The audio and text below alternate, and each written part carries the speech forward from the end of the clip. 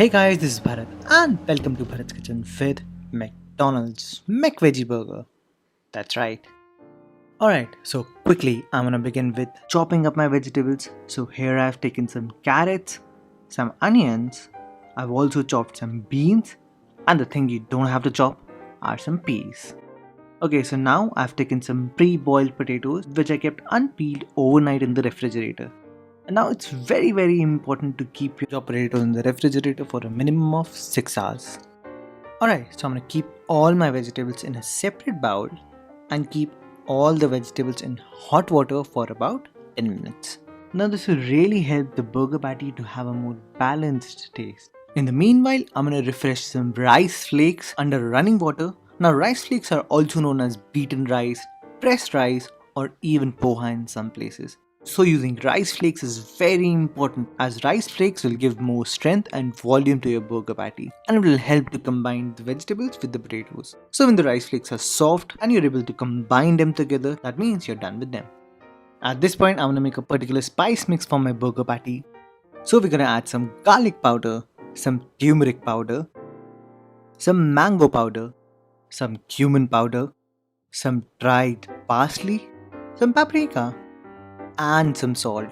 We're gonna mix everything together and you can clearly see that the color of the spice mix matches quite a lot like a McDonald's Mcveggie burger patty. Now I've kept the pan on a low flame and we're gonna add some unsalted butter. Now you cannot use salted butter here as salt will quickly drain the moisture in the vegetables. So if you want to know what alternatives of butter you can use, for that you'll have to read my blog post. At this point I'm gonna add our chopped onions and cook until the onions become translucent, which can take you about 4 to 5 minutes. Now when the onion becomes translucent, we're gonna dump in our beans and our chopped carrots and we're gonna mix everything together.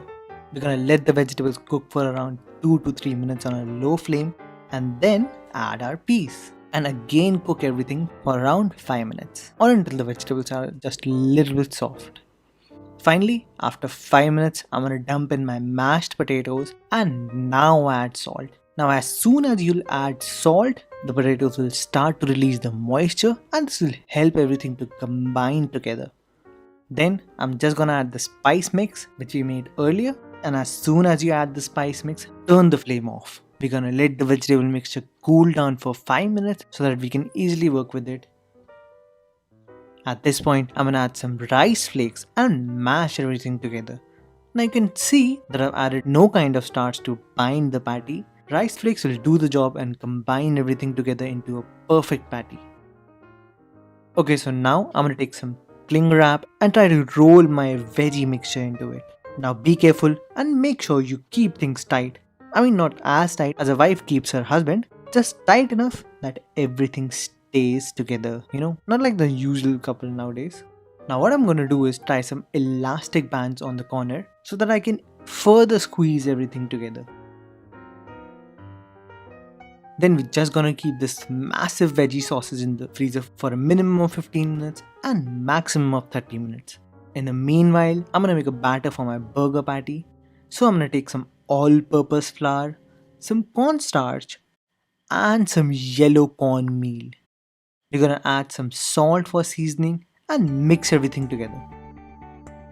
At this point, I'm gonna add some ice cold water and whisk it into a thick batter.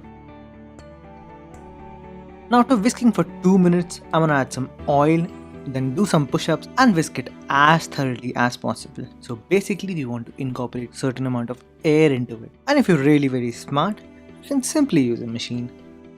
Alright, so I'm gonna take my massive veggie log out and cut it into thick pieces. Now you might say that Bharat, what are you doing man? You're cutting it so thick. But I'll tell you what. Due to putting this veggie mixture into a freezer, the starch in the potatoes and the rice flakes will merge together and keep this patty intact. And if you're wondering that is keeping the veggie mixture in the freezer important? Well yes, as it'll keep the core of the burger patty a little firm. And after taking the cling wrap out of the corners, you can easily squeeze them into the shape and size according to your burger buns.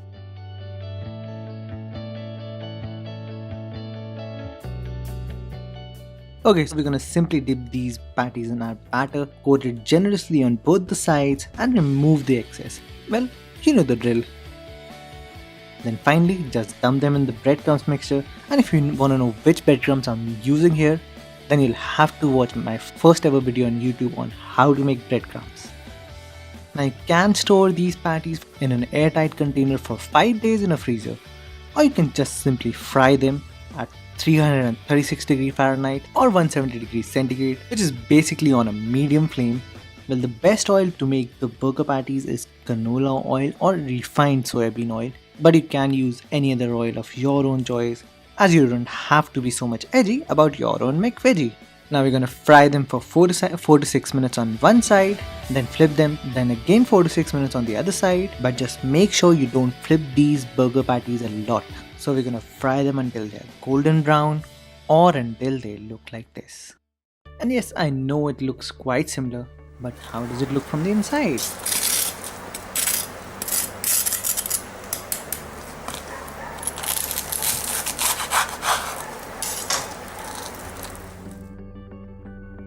Now you can see that the color and the inside matches quite a lot like a Mcveggie, but here's the final and the crucial part, which is assembling the burger. So simply, I've taken a toasted sesame bun, so at the bottom comes the burger patty, and at the top bun we're gonna add some 100% veg mayo. Now you know where to find the list of mayo that you can use, and in the end I'm just gonna add some moisture barrier, which is chopped lettuce. But here's a little secret, you can also add some napa or some Chinese cabbage instead of lettuce. Yes, that's true. Now just flip the top part and that's it, you're done.